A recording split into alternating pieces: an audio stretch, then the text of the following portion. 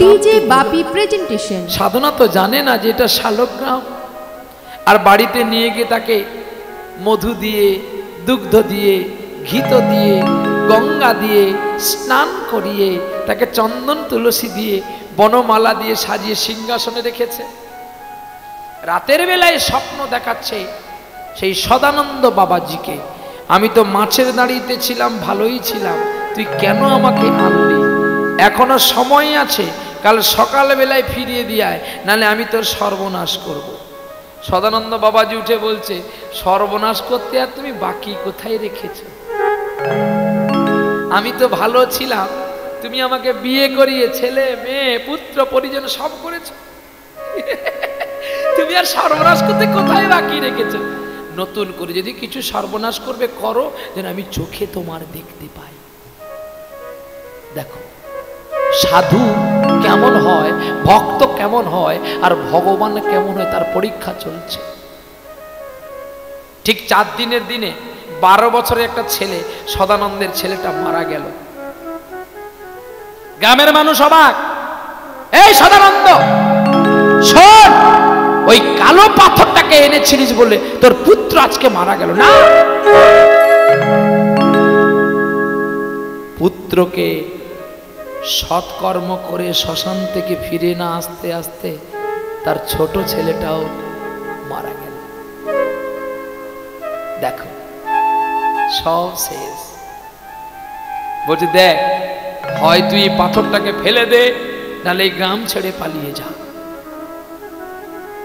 ঠিক 4 দিনের মাথায় সদানন্দের স্ত্রীও মারা গেল। আর সেই রাতে স্বপ্ন হচ্ছে, কাল সকাল বেলায় তোকে আমি বজ্রপাতে মারব। সদানন্দ বলে তাই হবে। সকাল বেলায় সদানন্দ বাবাজি স্নান করে গোবিন্দকে জলযোগ দিয়ে মাথায় পাকড়ি বেঁধে মাথার মধ্যে শালগ্রামকে নিয়ে ঘুরছে মাঠে মাঠে। পর কত পড়বি পর। হ্যাঁ কি রে, পালা শুনেছিস? এ লীলা শুনেছিস? অপ্রাকৃতিক লীলা, অপ্রচলিত লীলা, যেগুলো কেউ মানে বলে না, সেগুলো আমি বলে দিয়ে যাই। চলো দেখি এবার। যতই করে ইন্দ্র বজ্র ফেলে, বজ্র আর পড়তে পারে না। যদি বজ্র পড়বে আগে নারায়ণের উপরে পড়বে, তারপরে সেই ধীরেনের উপরে পড়ে, উপাকে সেই সদানন্দের উপরে পড়বে। বাহ, হার মেনে গেলেন কে? ইন্দ্র। সদানন্দ আজকে তুই বাঁচলি, কিন্তু তোকে না মারা পর্যন্ত আমার শান্তি নাই। সদানন্দ বলছে, আমাকে মেরে তুই খাবি কি রে? ও গোপাল, আরে আমাকে মারলে তুই খাবি কি? তোকে কে খাওয়াবে? কেন? জগতে আর কেউ নেই? জগতে যদি সবাই আছে, তাহলে আমার কাছে পড়ে আছিস কেন? পালিয়ে যেতে পারিস না? সদানন্দকে বলছে, যাব যাব, তোকে না মেরে কি করে আমি যাই বলতো? এই বলে গ্রামের মানুষ কত আঘাত করলো। কিছু কিছু মানুষ আছে বলছে, ওকে বকিস না রে, ওকে গালি দিস না, ওর তো আর কেউ নেই, শুধু এই শালগ্রাম ছাড়া, ওই কালো পাথরটা ছাড়া কেউ নেই, ওকে মারিস না, বকিস না। আর সেই সদানন্দ বাবাজি গোবিন্দ শালগ্রামকে নিয়ে কাঁদে।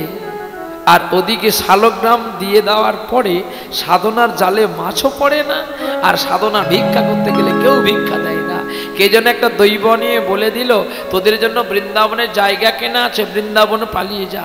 অন্ধ বাবা ধীরেনে হাতটি ধরে সাধনা চলতে চলতে পৌঁছে গিয়েছিলেন ঠিক সদানন্দ বাবাজির বাড়ির কাছে।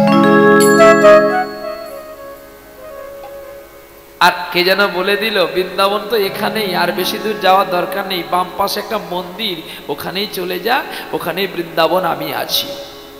যখন সাধনা তার অন্ধ বাবাকে নিয়ে সেই মন্দির প্রাঙ্গণে পৌঁছে যায়, দেখতে পেল সদানন্দ বাবাজি। আর সদানন্দ চিনে বলছে, এ কি সাধনা মা তুমি? এসো এসো এসো। এ কে গো? এ আমার বাবা। এসো, ঠিক হয়েছে, আমি এটা চেয়েছিলাম আমার একজন মা থাকলে রান্না বান্না করতো আর আমি ভিক্ষা করে আনতাম। এই বলে অনেক দিন যায়। একদিন গ্রামের মানুষ চিন্তা করলো সদানন্দের স্ত্রী নাই আর সাধনারও স্বামী নাই, আর অন্ধ বুড়ো ঘুমিয়ে যায়, তার মানে সাধনার সঙ্গে সদানন্দ বাবাজির কিছু না কিছু হয়, আমাদের নালিশ করতে হবে। এই বলে নালিশ জানাতে চললেন কোথায় জানো? বল্লাল সেনের দরবারে।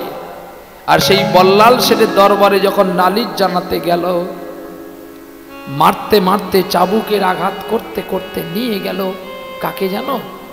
সদানন্দ বাবাজিকে। পড়ে থাকলো এখানে সাধনার সাধনার অন্ধ বাবা। কাঠগড়াতে বিচার হচ্ছে, বলো সদানন্দ বাবাজি তোমার সঙ্গে ওই সাধনা মেয়েটার কি সম্পর্ক? বলছে বাবা আমি জ্ঞান তো জানি যে ও আমার মেয়ে কিংবা মা, কিন্তু আমার সঙ্গে কোনো খারাপ সম্পর্ক নেই। তোমার সঙ্গে যদি খারাপ সম্পর্ক না আছে তাহলে তোমার গ্রামের কেউ কেন তোমার কাছে সাক্ষী দিতে এলো না? আসবে গো, আমার যে সাক্ষী সে না এসে থাকতে পারবে না। আর সাক্ষী এসে লাভ নেই। শোনো, আগামীকাল সকাল 11:40 হবে তোমার ফাঁসি। ফাঁসির অর্ডার করে দিলেন বল্লাল সেন রাজা। আর তৎকালীন দিনে রাজাদের যা শাসন, যেটা ভোলার নয়। গোবিন্দ চমকে উঠল, যে আমাকে না খেয়ে খাওয়ালো, যে আমাকে না পড়ে পড়ালো, আর যদি তার ফাঁসি হয়ে যায়, কেউ তো আমাকে আর চন্দন দিয়ে পুজো করবে না, কেউ তো আমাকে মন তুলসী দিয়ে ভালোবাসবে না। এ কি আমি করলাম? আমি বড় ভুল করে ফেলেছি। দৈবানি হলো সাধনা। কে? আমি তোর মাছের দাঁড়িতে থাকা কালো পাথর রে। বল সাধনা, কাল সকাল বেলায় তুই 5 বাড়ি ভিক্ষা করে ভোগ লাগিয়ে আমাকে তাড়াতাড়ি নিয়ে চল ফাঁসির মঞ্চেতে। কাল আমার সদানন্দ বাবাজির ফাঁসি হবে রে। জীবন তো কিছু করতে পারলাম না, সদানন্দের একটু ফাঁসিটা দেখি আমি। গোপীনাথ তুমি ফাঁসি দেখবে? সাধনা কাঁদছে, সকাল হয়ে গেছে, সদানন্দ কাঁদছে। তুমি তো গীতায় লিখে গিয়েছিলে, অন্তকালে মানেছ শরণ মুক্তা কলে বড়।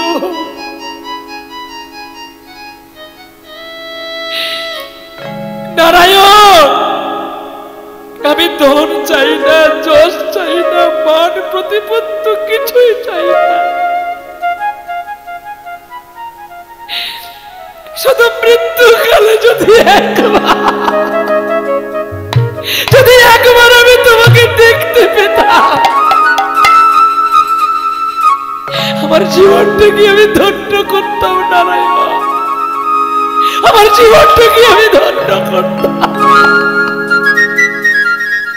একই করলে গো তুমি আমায়, একই করলে। তুমি আমার 2টো পুত্রকে নিয়েছো, আমি কিছু বলিনি। তুমি আমার স্ত্রীকে নিয়েছো, আমি কিছু বলিনি। তুমি ফোটাও বলে ফুটি গো দয়াল, ঝরাও বলে ঝরি। তুমি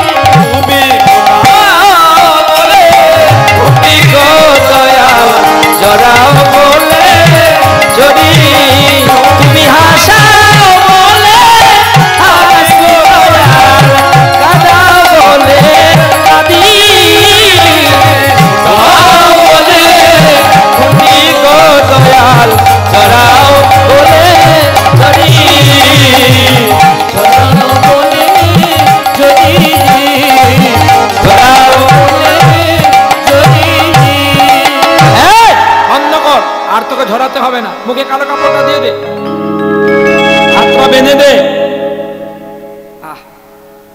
ঠিক কে যেন চলছে জানো, একেবারে বিদায় দে মা ফিরে আসি।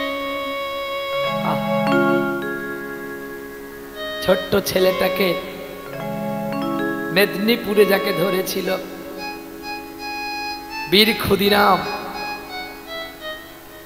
যার সাক্ষী দিতে কেউ এলো না, আজকে ঠিক তদ্রূপে একটা সদানন্দ বাবাজিকে সাক্ষী দিতে কেউ এলো না গো। সাধনা শালগ্রাম নিয়ে ছুটছে। হ্যাঁ, সে গানগুলো এখন বাজে তো নাকি গো? বা একবার বিদায় দে মা ঘুরে আসি। হ্যাঁ, হাসি হাসি করবো ফাঁসি, দেখবে ভারত বাসি, কলের বোমা তৈরি করে। এই গানগুলো ছেলে মেয়েকে কেন শেখাসনি তোরা? শেখাবি যে গানে ভাব আছে, যে গানে প্রেম আছে, যেই গানে মানুষের প্রাণ জাগ্রত হয়, সেই গান জাগাতে হয়। দেখতে দেখতে ফাঁসির মঞ্চে তুলে দিয়েছে, আর কে যেন বলে দিল, সাধনা আর যাস না রে, সদানন্দের ফাঁসি কিন্তু হয়ে গেছে। আছাড়কে পড়ল সাধনা, আর যেই পড়ল সাধনা অমনি অচৈতন্য হয়ে গেল সাধনা। আর অচৈতন্য হওয়ার পরে শালগ্রাম পড়ল পথের ধুলায়। শালগ্রাম শালগ্রাম শালগ্রাম একটা বাচ্চা ছেলে হয়ে গেছে গো। আর বাচ্চা ছেলে হয়ে ফাঁসির মঞ্চে পৌঁছে গেছে, গিয়ে বলছে, জজ সাহেব ও তো সদানন্দ নয়, সদানন্দ তো আমি। একই রূপ দেখতে, কে তুমি? আমি সদানন্দ। ওকে, ও হচ্ছে নিরানন্দ। নিরানন্দ? হ্যাঁ গো, যারা যারা ভগবানের গান করে, যারা ভগবানের নাম করে, তারা তো সদা আনন্দে দিন কাটায়, তাদের নিরানন্দ স্পর্শ করতে পারে না।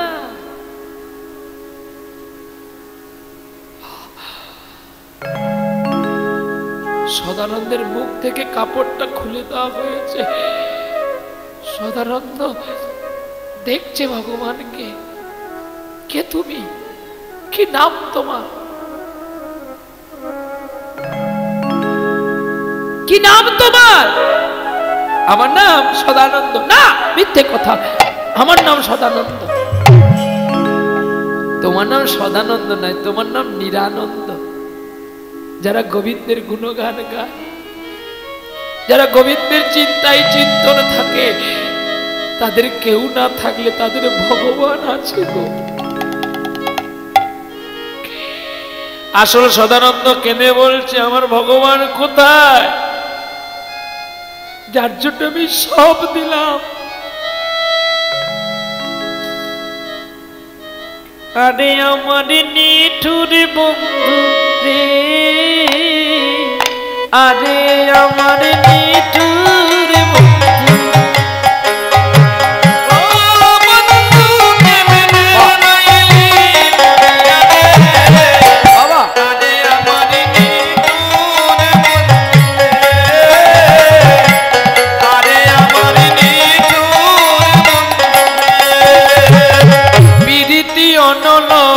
পিরিতে মনম পিরিতে মরণ রে, পিরিতি অনল পিরিতি জনম পিরিতি মরণ রে।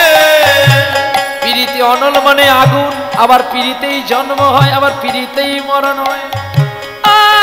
বন্ধু আরে কত কাল কাঁদাবি রে, আরে আমার আরে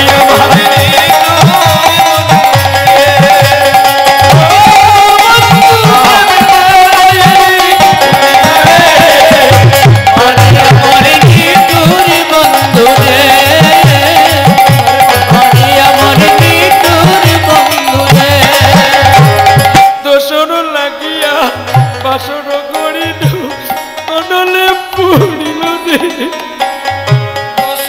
কবিরা জীবনে আমি কোনো কিছু চাইনি, মৃত্যুর আগে যদি তোমাকে একটু দেখতে পেতাম আমার জীবনটাকে আমি ধন্য করতাম। তুমি সুদামাকে এত কিছু দিলে, দাদা কর্ণকে এত কিছু দিলে, দরা দেবীর পুত্র হয়ে তুমি এলে কেন আমার কাছে মৃত্যুকালে একটু এলে না? আমি তোমাকে মাছের দাঁড়ি থেকে তুলে এনে চন্দন দিয়েছিলাম বলে আজ আমি সর্বহারা হয়েছি। তাতে আমার দুঃখ নেই। দুঃখটা আমার কোথায় জানো? আমি মৃত্যুকালে তোমাকে দেখতে পেলাম না। আমার দোষর লাগিয়া বাসর গড়িল অনলে পুরিল রে। ও বন্ধু আর কত কাল কাঁদাবি রে? আরে আমার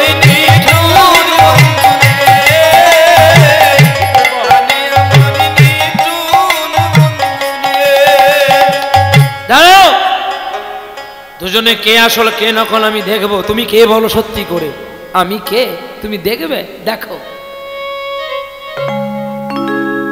ভগবান তার নিজের রূপ বিস্তার করে দাঁড়ালেন। রূপ বর্ণনা হচ্ছে, এরপরে রাস রূপ, রূপের শ্লোক। ফুল্লেন্দ্রু ফুল্লেন্দ্রু বরকান্তি মৃদু বদনং বহারবতং সপিয়ং শিবত শঙ্খমূধর কস্তুভাং পীতাম্বর সুন্দর গোপীনাং নয়নাং উৎপলার্চিতং গো গো সমাপ্রীত গোবিন্দ কেলবেনু বাদন পরমাদিত্যাঙ্গ ভূষণ ভজে যার কস্তুরী ললাটে তিলক মণ্ডলে বক্ষস্থলে সর্বায়ং হরিচন্দন ভূষণ হৃদয়ত গোপাল চূড়ামণি বৃন্দাবনময়ং ধাম যমুনায়া পদস্খিনম শুদ্ধাস্ফটিত সংস্থাপনার্থায় কালকবৃক্ষ সুশোভিতম নানা বর্ণনাং কুসুমানাং রেণুভিः পরিপূর্ণিতাম ধ্যায়েৎ বৃন্দাবনং ভূমি গোবিন্দ স্থানময়ং বহং। হে কৃষ্ণ করুণা সিন্ধু দীনবন্ধু জগৎপতে গোপীশ গোপিকাকান্ত রাধাকান্ত নমস্তুতে তপ্ত কাঞ্চন গৌরাঙ্গী রাধে বৃন্দাবনেশ্বরী শ্রীজগন্নাথ দেবী জগন্মানি হরিপ্রিয়া নম বঞ্ছাকল্পতরুভ্যশ্চ কৃপা সিন্ধু ভট্টেভ চ প্রতিধানং পাবনেভ্যো সর্বসাং বৈষ্ণবেভ্যো নমো নমো। দেবং দেবং মহাদেব মহাযোগীমহেশ্বর সর্বপাপহরং দেবং মকরাবৈ নমো নমঃ। জয়ন্তী মঙ্গলাকালী ভদ্রকালী কপালিনী দুর্গা শিবা কমলশ্রী শাহাস্ত নমস্তুতে। নমঃ চণ্ডিকায় নমঃ নমঃ চণ্ডিকায় নমঃ নমঃ চণ্ডিকায় নমঃ।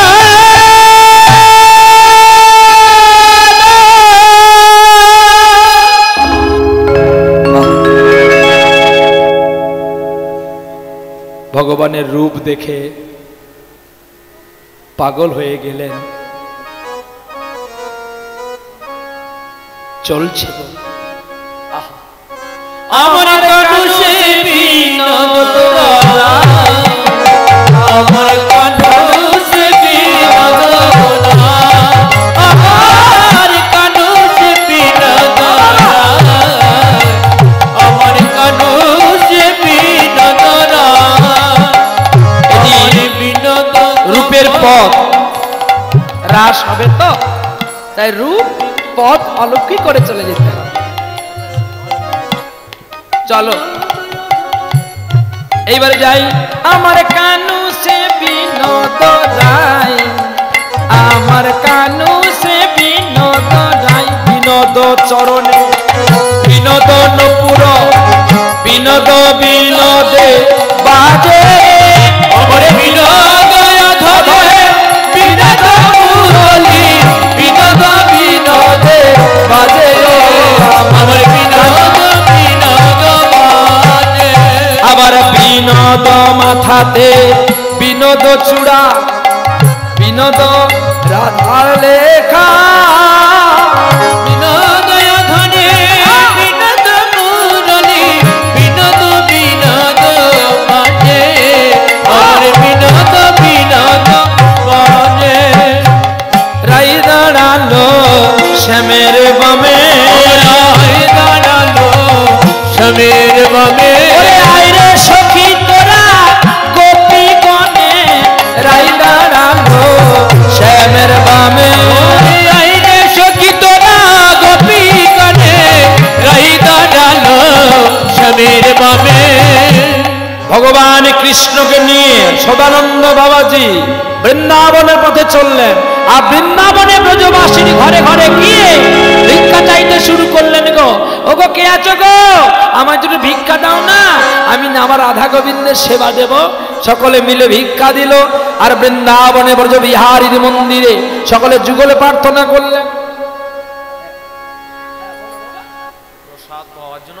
আচ্ছা সমাবেত দয়া করে অনুগ্রহপূর্বে একটু কথাটা শুনে নেন যারা চলে যাচ্ছেন একটু কথাটা শুনে নেন তারপর আপনারা যাবেন যিনারা এসেছেন যিনারা আসছেন আজকের এই কমিটি বৃন্দ বাবু সোনারা তারা অক্লান্ত পরিশ্রম করে আপনাদের সবার জন্য একটু প্রসাদের ব্যবস্থা রেখেছে আপনারা কেউ চলে যাবেন না প্রসাদ পাওয়ার পরে আপনাদের কাছে ভগবানের লীলা রাস ও লীলা উদযাপিত হবে মা না বাবা আছে গো একজন মা আছে আপনাদের কাছে রাস লীলা পরিবেশন করবেন বা আপনারা একটু ধৈর্য ধরে বসবেন আর প্রসাদ পেয়ে যাবেন কেউ চলে যাবেন না রাই দাঁড়ালো গো শ্যামেরি বামে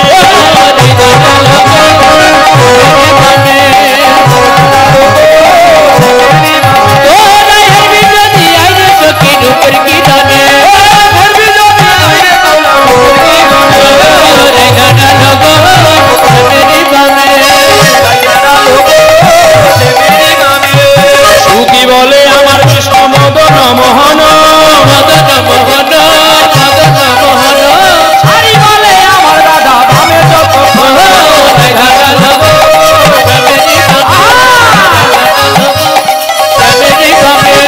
সুখী বলে আমার কৃষ্ণ গিরি ধরেছিল গিরি ধরেছিল গিরি ধরেছিল হারি বলে আমার রাধা শক্তি সঞ্চারিল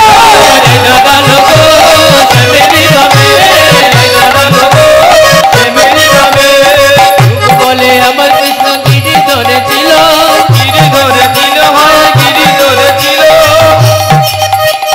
আরে বলে আমার রাধা শক্তি সঞ্চারিল রাধা ডালো গো স্বামী নামে রাধা লোক স্বামী নামে না কৃষ্ণ কৃষ্ণ হরে হরে হরে রাম রাম রাম হরে হরে